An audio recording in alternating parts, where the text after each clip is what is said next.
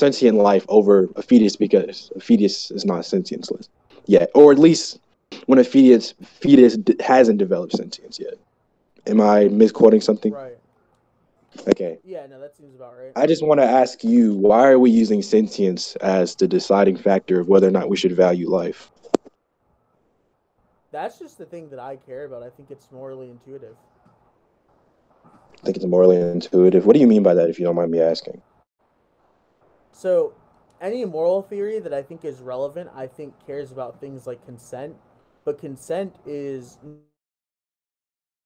necessarily dependent on, for instance, sentience. It's not necessarily dependent on living there, right? Because a plant's biologically alive but isn't capable of Hmm. consent. However, obviously, people are capable of consent because of sentience, because that comes down to arbitration. Arbitration is a result of subjective experience, which is just what sentience is.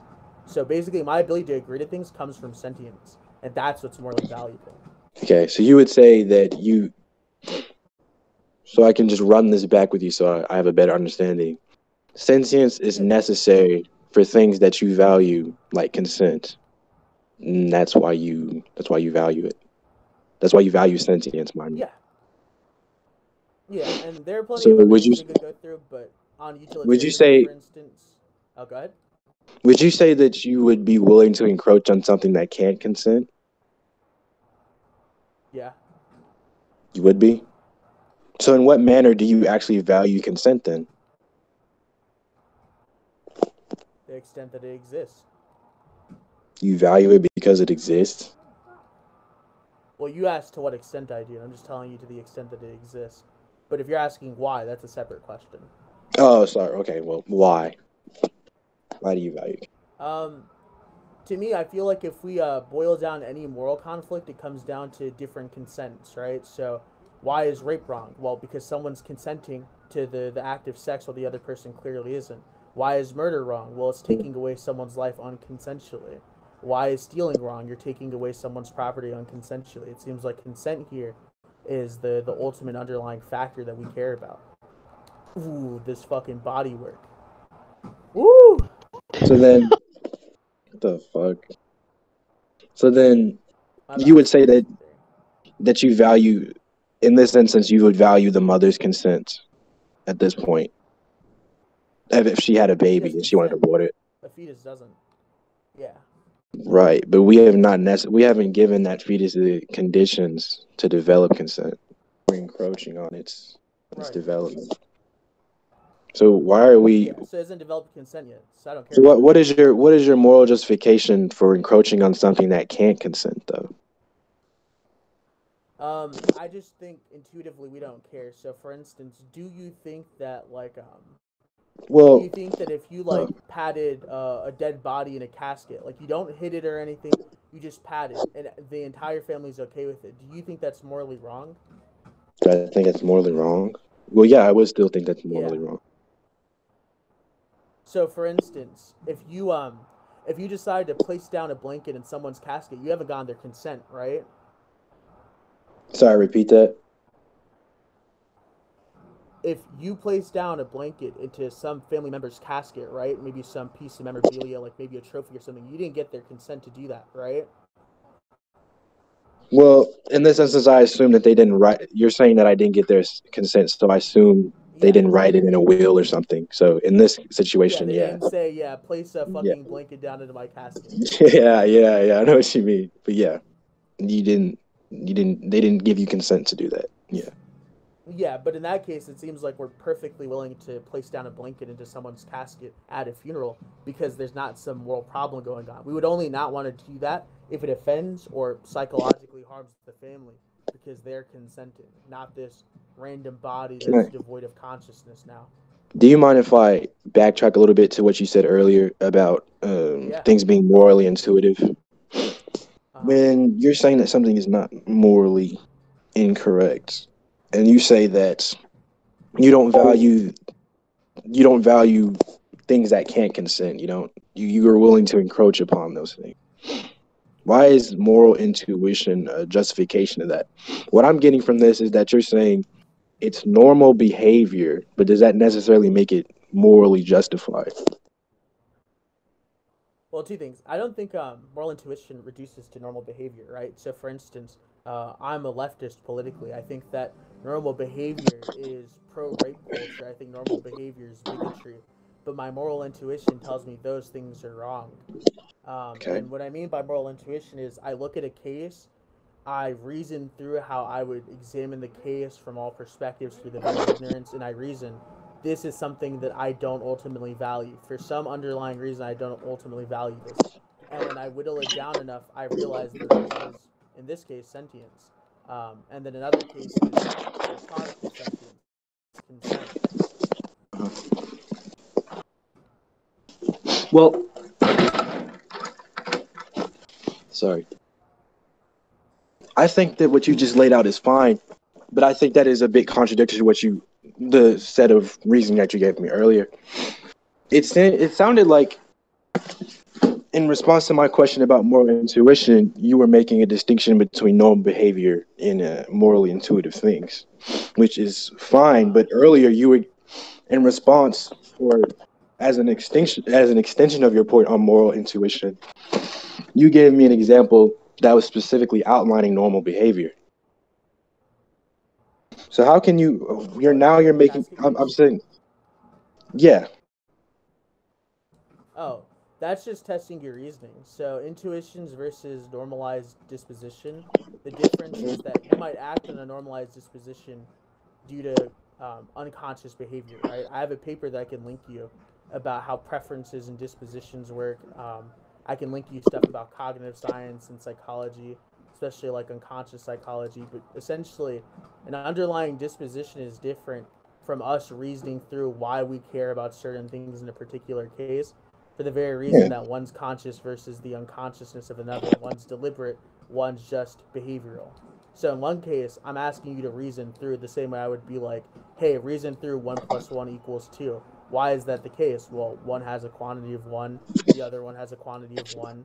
Add them together, and we know that results in 2, right? Okay. So I'm just asking you to process the reasoning, which is a conscious task rather than a dispositional, normalized behavioral task. Well, if you were asking me to process the reasoning, then I feel like that would have been more obvious than what you presented. All that I got from that casket analogy is that, well, it's normal that we do these things, that we encroach upon others' consent all the time. But I was never really, it didn't seem like I had an obligation to process why in that instance. So I'm a bit confused as to Well, I why just you're. asked you, did you find it bad? And you said no. Oh, well, yeah, I said, did I find it bad? What about the casket thing? Uh huh. I don't think, I don't think I said I was just no. appealing to your moral intuition. I asked you to put one Wait, and one did together I equal say two. no? Did I say no? Do you think it's bad? What, to impose conditions onto a dead person like that? Like put a blanket in their Like, casket? yeah, like if if Yeah. um my uncle dies and he played baseball, do you think it's morally wrong to put a baseball in his casket? Do I think it's morally wrong? Well, in that instance, I would have reason to believe that he would appreciate something like that. So no, it's different from Without me having just. explicit consent. So like Oh, that kind of oh well, then mind no, no. with actual If I consent. don't have any explicit consent, then no. I thought you meant if he was just a baseball See, fan it and he seems just like talked just about stuff there you like that. said yes until you realized it produced an inconsistency. And see, that's the process of us using moral intuition. We're reasoning through our moral attitudes and why they exist and what they exist in Okay, relation to. okay, all right. I don't think I have any contentions with that at this point because I think I understand what you're saying. Um, Okay. I guess we should move on to a different phase of the debate here. Yeah, sure. Sentience. I don't necessarily want to move off the topic of sentience because I feel like that's if I just want to break the meta a little bit here, I feel like that's really the only point that I could tackle right now. Um, Hmm. Yeah, we could talk about that then if you feel Sentience, most confident sure. talking about that. I'm not really familiar, but at what point in time does the fetus develop sentience? Third trimester, around the 22-week period, 28-week period, somewhere Okay, around there. 22 weeks. All right. Um, you would you say that at that point you wouldn't be comfortable with aborting that child? I'd be less comfortable, but you Okay. ever heard of Judith Butler or no? No, I don't know what that is. So she was a feminist philosopher, and she basically did a paper regarding the idea of abortion ethics. And so a thought experiment she proposed was called, I think it's called the violinist thought experiment. And so the Uh-huh. idea is there's this violinist who you randomly or maybe potentially agree to at first to have, right, to help. You agree to give him blood transfusion because if you don't, he'll die. Uh, Well, okay. the violinist at some point causes you enough harm or enough psychological discomfort that you don't want to give him any more blood transfusion. And so, the obvious question is, are you morally obligated to keep supporting this violinist? And it seems like in plenty of other cases, Okay. we're okay with retracting consent, just like in sex. If a girl says, "Yeah, I want to have sex to a guy," and then at some point she agrees, and then towards the end or towards the middle act of the sex, she's like, "I don't want to have sex anymore." That's legitimate. She's not forced in that case to go, "Actually, because I agreed at the beginning, I have to keep having sex." Okay, I understand what you're saying. I have a contention with the example about the violinist that you brought up. Oh fuck! It seems that Go for it. in the case of the violinist, there's there's actual intent, or Woo! there's actual intent there. Oh my fucking god! What the fuck are you doing? Holy shit!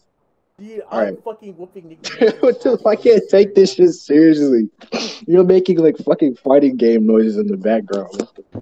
Bro, he's talking about like the I'm argument. He's talking going, about murdering children, "What?" and this nigga's going woohoo. What the fuck? Alright, I want to play Dead by Daylight then. That'll be more calm. My bad, my bad. Yeah, and so when I hear some God bitch getting damn. fucking stabbed to death while we're talking about abortion, yeah. Um, what Alright, was I yeah, gonna say? continue. The conditions. Okay, it seems an example of violinist. I think that's a little bit different from, or you can correct me if I'm wrong. I feel that's a little bit different from a child. The violinist in this instance, is he aware that he is harming indirectly? Is it indirect harm, or is he aware that he's harming the person? He's aware. Okay. So then, would you not say that he should have some account, that he's capable of taking accountability for his actions? Wait, who, the violinist? Yeah. I mean, the violinist is. I don't really think he's like culpable for anything. It's not like he's forcing anyone to do anything, but he's desperately Well, no, asking no, no. for the person giving him blood transfusion to not leave or he's gonna die. Well, Just hold like a on. baby would. I'm not. I'm just saying. Do you agree that he has the capability of taking accountability for that, though? Like, what do you mean by taking account? Like, do you think he's responsible? Like he can He's responsible for he's dying? capable of recognizing at some point that this is wrong, and he can stop that behavior, regardless of if he should or I not. mean, I'm just saying, is he capable? so it Cognitively, is he comes down to capable of like consent recognizing again, this? right? Well, it comes down to consent, right? Because if the lady giving him blood or the person giving him blood is like, yeah, I want to give him blood, it's not morally wrong for that person to stay there with the agreement of this violinist. However, if it's the case that they don't want to be there and the violinist forces them, then of course that's evil. But that's not really what we're talking about. We're talking about this person can Mm-hmm. decide to leave at any time, but it's going to Yeah. result in the death of the violinist, and the violinist just desperately hopes that doesn't happen. And that's basically what we're Well, talking about. okay, I understand it now, Jamar. I just think that's a little bit unfair to compare that to a baby because, as you said, if we're not a baby, well, a fetus, right? Because I don't know if you consider a fetus, if you have a distinction between a fetus and a baby. But regardless, I mean, we could call it whatever. It doesn't matter to me. yeah, regardless, it just seems in this instance, the baby, regardless if it has some level of sentience or not, is not aware enough to make that kind of decision at that point. I just think that's weird to say, hey, in this violinist analogy, there's some form of harm that is related between the two, and to compare that to something that is either has no awareness or is not aware enough to recognize the harm that it may or may not be doing to the second party, which in this case would be the mother. So you're saying the distinction that's morally relevant is awareness? Yeah.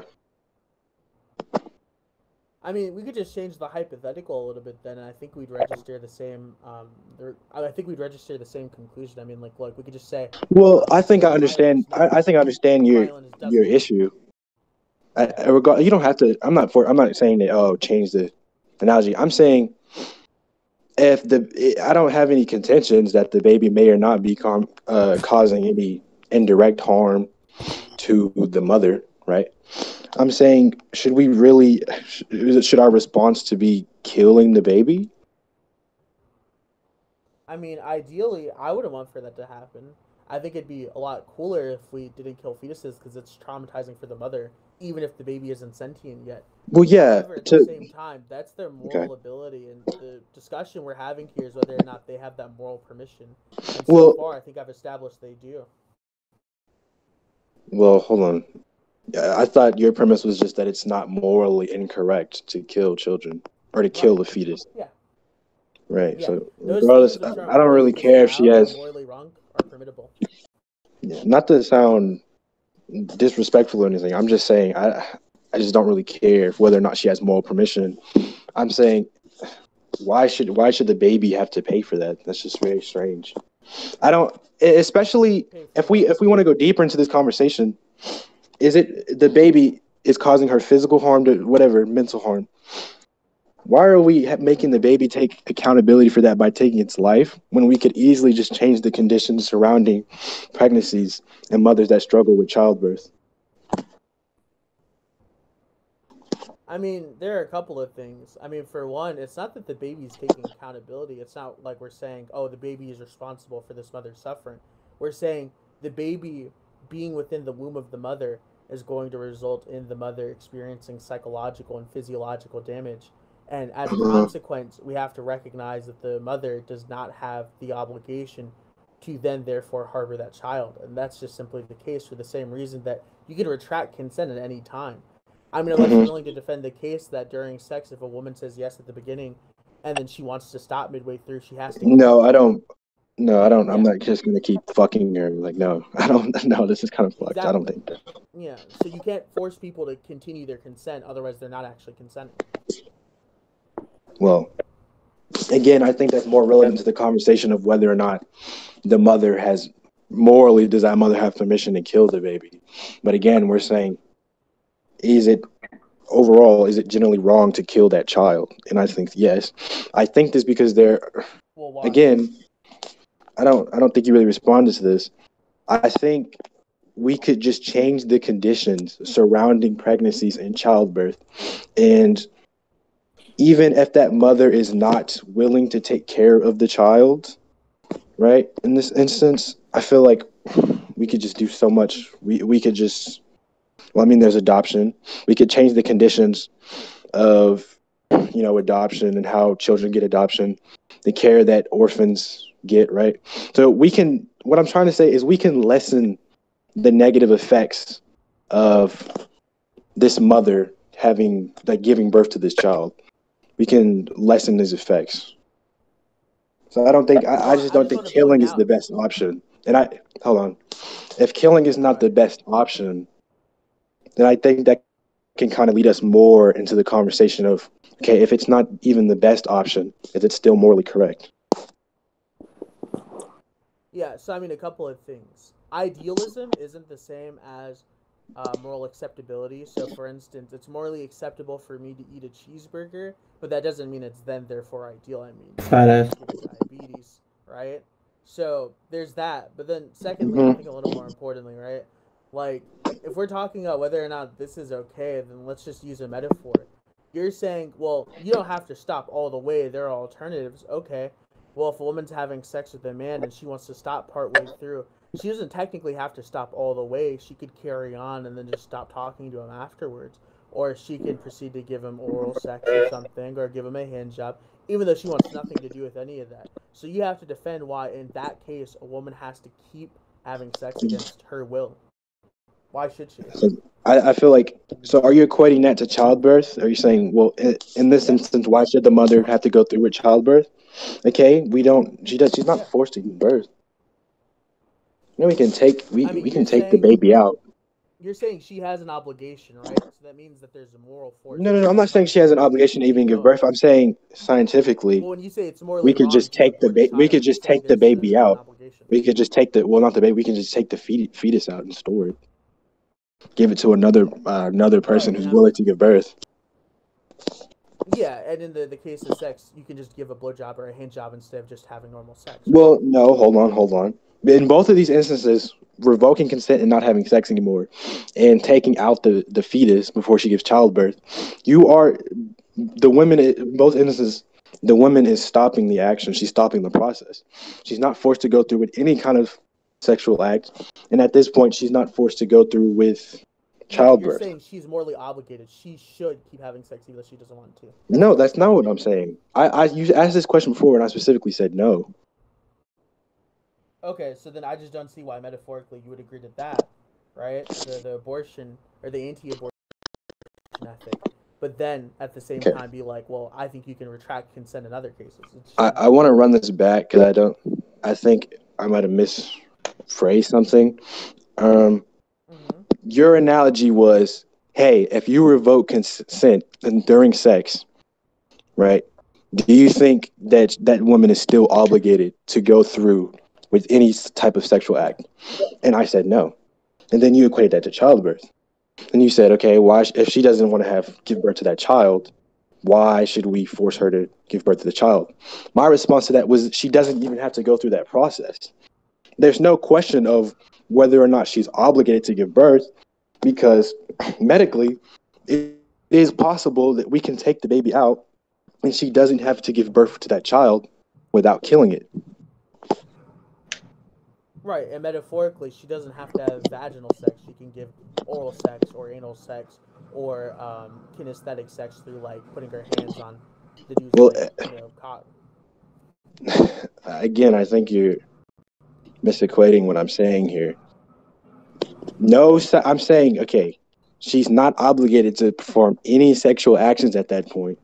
The same way the mother is not obligated to have anything to do with childbirth or raising that child. She doesn't have to give birth to the child. She doesn't even have to let it develop inside of the womb. She can take it out and they could preserve that fetus material and give it to another mother. Or just, keep it around till another family wants it. Yeah, like I said though, there are alternatives to just straight vaginal sex. The same way there are alternatives to straight. I just feel like we're equating instead of a C-section, right? Then we can get oral sex or a hand job or something. And it seems like you don't think those are good. So it seems like when we say consent is valuable in one case, it seems valuable in both cases, but one just seems a little more obvious than the other. I think you're. Do you think that if the baby gets removed from her that that just doesn't negate the need for childbirth? I'm just confused here. It feels like you're suggesting an alternative she doesn't want, right? The same way if the woman doesn't want to give oral sex, that's an alternative she doesn't want. Wait, but whoever said in this alternative the woman didn't. Well, all that I get from this is that the woman doesn't want to give birth. If she just doesn't want anything to do with the child. And I'm saying we can do that. We can give that to her without her giving birth or even developing the child in her womb. What's the problem with that? Right. And I'm saying that two things. One, this doesn't tell me whether abortion's wrong. That just tells me that maybe this might be more interesting. But I'm saying that if she wants to, the same way that if she wants to not have sex, right, she can take away that ability, and that's perfectly acceptable. So you're going to have to argue for me now that it's actually, in the metaphorical case, necessary or morally obligatory of her to have sex when she doesn't want to in some capacity. If she doesn't want to put a fetus out there, she doesn't have to, in the same way that if she doesn't want to give oral sex, she doesn't have to. I think you are equating any type of sexual action to anything to do with the development of a child here. Specifically, right. I think that you are equating, in this instance, the removement of a undeveloped fetus to a less sexual action, but an action that is still sexual in nature. Is that wrong? Wait, say that again? In this instance, you are equating a less sexual action, but an action that is still sexual in nature, to uh, to a process that removes the child, but still involves the development of the child.